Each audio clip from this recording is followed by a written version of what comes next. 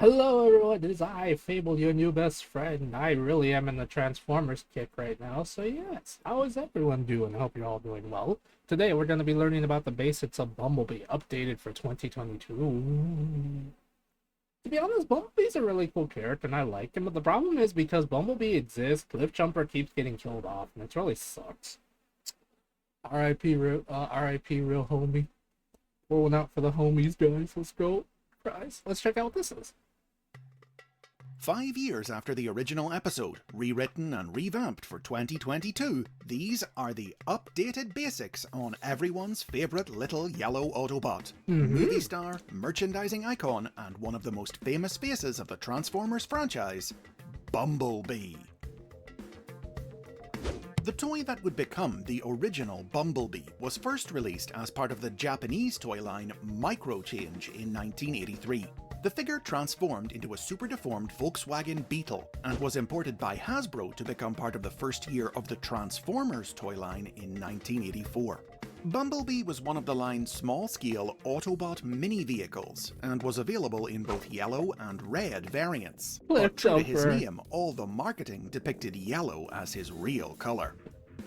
A profile for Bumblebee was penned by Marvel Comics writer Bob Budiansky, who characterized him as the little brother of the Autobots, an upbeat, plucky youngster who looked up to the bigger, tougher bots and often took risks to prove his worth to them. Though physically weak, his small size and unassuming vehicle made him a good spy, allowing him to I think he looks cute. I'm gonna be honest. I like him. But I also like Cliffjumper. I like too many guys. Sneak into places his comrades couldn't. Bumblebee played a key role in the earliest issues of the Marvel comic book, making first contact with humankind. Injured in a Decepticon attack, he was found by Buster Witwicky, who took what he thought was a damaged car back to his father's auto shop, only to discover it was really a robot from outer space. Bumblebee would have a couple of spotlight adventures in the early years of the series, including stories written exclusively for the United Kingdom's version of the comic, which usually saw the little bot landing himself in trouble by going off on his own and running into the Decepticons while he was all alone. Oh dear. It was in the Transformers animated series that Bumblebee really rose to prominence. He was one of the first characters to appear on screen in the show's pilot miniseries, which also saw him put his espionage skills to use planting a bomb in a Decepticon-controlled mine. But his role in the cartoon was redefined in the first episode to follow the pilot, when he was joined on a spy mission by the Autobots' human ally, Spike Witwicky. This marked the beginning of a friendship that recast Bumblebee as the show's kid appeal character, the cheerful little buddy who hung out with humans. That's adorable, actually. And attempts to prove himself didn't factor into his further adventures in the series. Instead, his friendship with Spike became his defining attribute and made him a mainstay of the show all the way through its first 2 seasons, appearing in more episodes than any other Autobot except for Optimus Prime. Reflecting his popularity, Bumblebee's toy was the only Autobot figure from 1984 that wasn't discontinued in 1986. Oh gosh. Its continued availability earned him a role in The Transformers the Movie, in which he and Spike survived being eaten by the monster planet Unicron, and continued appearances in a reduced role in the cartoon's 3rd season. Further, inspired by the negative audience reaction to the deaths in the movie, when Hasbro eventually did discontinue Bumblebee's toy in 1987, rather than retire the character, they instead created a new toy of him, upgrading him into a tougher, more mature form named Goldbug. The story of Bumblebee's upgrade into Goldbug was told in both the cartoon and the comic, each putting their own spin on it. In the cartoon, Bumblebee was injured by a rampaging Superion and rebuilt by one of the alien Quintessons at the direction of Optimus Prime. In the comic, a catastrophic misunderstanding led to him being blown to bits by the human military team G.I. Joe, who those then monsters. rebuilt him after realizing their mistake with help from Ratchet. I mean, I'm glad they rebuilt him, but Jesus Christ, G.I. Joe, you guys suck. The UK comic told its own alternate version of events, in which Bumblebee was blasted to smithereens by the time-traveling bounty hunter Death's Head and rebuilt by the Junkion Wreck-Gar. The cartoon ended shortly after Bumblebee's upgrade, so Goldbug didn't get to do very much in it, but he did Probably for the appear a best. little in the Japanese exclusive sequel series, The Headmasters. The comic book, on the other hand, made Goldbug a main cast member again. He went on the run with Blaster when the pair could no longer tolerate the tyrannical leadership of Grimlock, and he helped bring Optimus Prime back from the dead. After Goldbug's toy was discontinued in 1988, he was phased out of the comic, one of the many victims taken offline by a cosmically powered Starscream. But his absence was short-lived. In 1989, a third Bumblebee toy was released, this one a Pretender, a kind of transformer who disguised themselves as a human being using an organic armored shell. And this ensured that Goldbug was soon resurrected in the comics pages, rebuilt by Ratchet into Bumblebee once more, and restored to life by Pretender technology. I wonder if I should look One up that further Bumblebee video. figure, a non-transforming Action Master, was released in 1990. This year marked the end of the original Transformers toy line in America, and as the curtain fell, more toys of Bumblebee had been released in the series than of any other character, This is with true. one version or another of him being available in 6 out of its 7 years on shelves.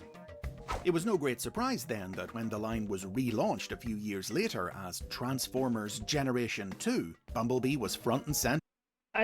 Again, I don't know much about Gen 2, but from what I understand, it's very edgy, very 90s core.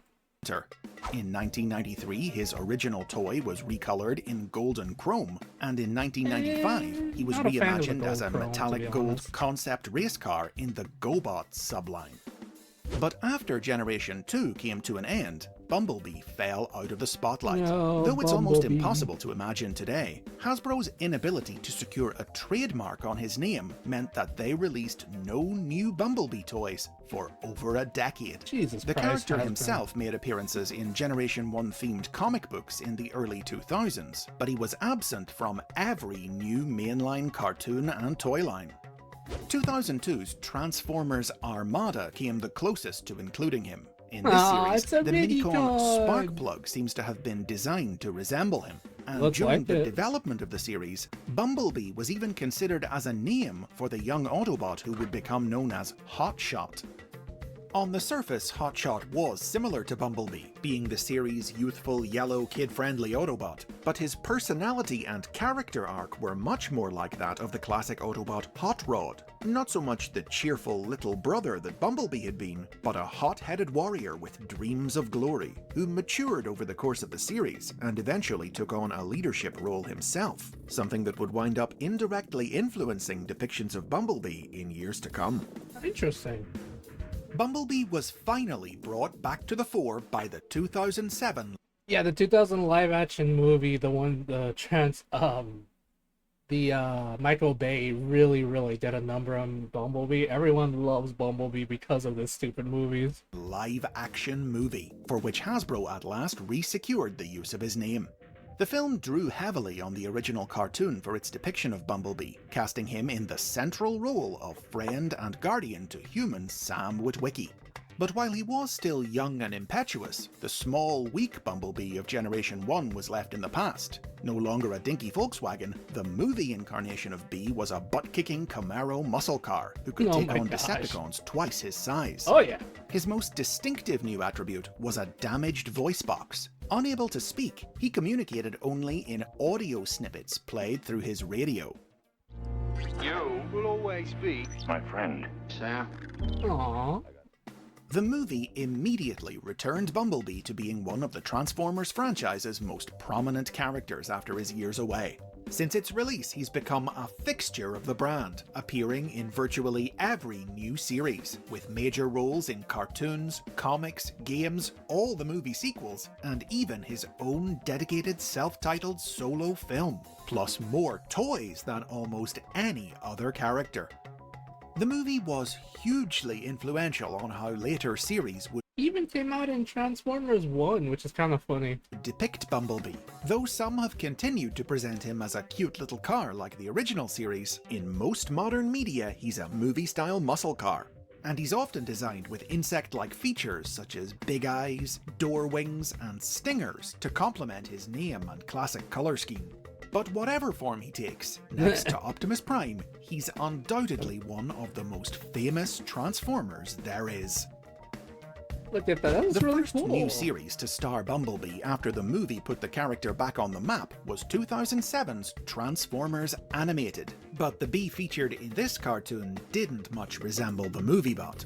You see, when Animated was being developed, Hotshot was planned to be part of its cast, but in the name of synergy with the movie, he was replaced with Bumblebee for the finished show. However, the character's personality and role in the series didn't change, and the end result was a Bumblebee who had more in common with Hotshot than he did with the other bots whose name he shared. The youngster of the series, yes, closest friend to the Autobots' human ally Sari Sumdak, but also a smart-mouthed, thrill-seeking speed demon, whose insubordinate glory hound antics often caused the Autobots as much trouble as their enemies did. This appropriation of some of Hotshot's, and by extension, Hot Rod's personality traits, began an evolution of Bumblebee's character and place in the Transformers universe that would continue in 2010 with the debut of the Aligned continuity, a unified take on Transformers lore that shaped the direction of the franchise for much of the next decade. Bumblebee played a major role in almost every part of this new continuity, which combined aspects of his different depictions from throughout the brand's history to create a definitive modern vision for the character that included the maturation to leadership arc that had once been Hot Rod's defining characteristic. As seen in the Transformers Prime animated series, Bumblebee was a speedy muscle car who had lost his voice during the war on Cybertron, leaving him able to communicate only in beeps and buzzes that could nonetheless be understood by his human partner, Raph Esquivel. He was the scout for Optimus Prime's team, but he was still a tough and respected Autobot of some renown.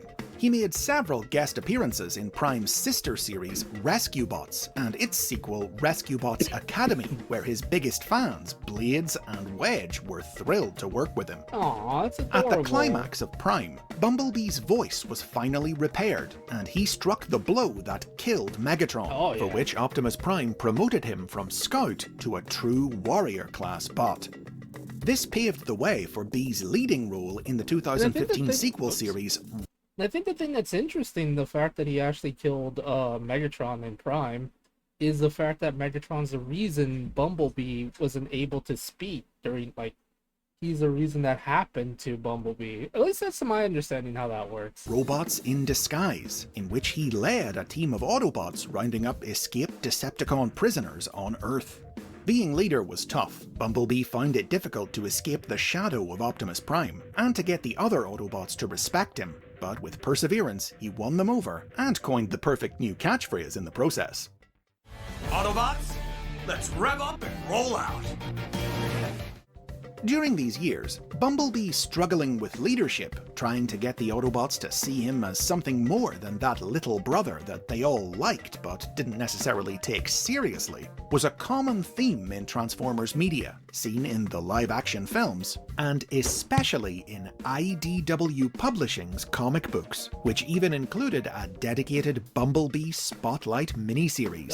IDW stories saw the Autobots vote for Bumblebee over Hot Rod to become Autobot leader after Optimus Prime stepped down. This eventually led to him becoming joint ruler of Cybertron itself, trying to establish a new government after the end of the war. But leadership was a bad fit for IDW's Bumblebee, and after a near-death experience, he instead wound up helping Starscream overcome his worst instincts in the hope that he could be the leader the planet needed. I think in Starscream actually did a good 2018, job. Bumblebee was taken back to his roots in his solo movie. Both a prequel to and a soft reboot of the other live-action movies, the film told the story of how Bumblebee came to Earth and lost his voice at the hands of the Decepticon Blitzwing.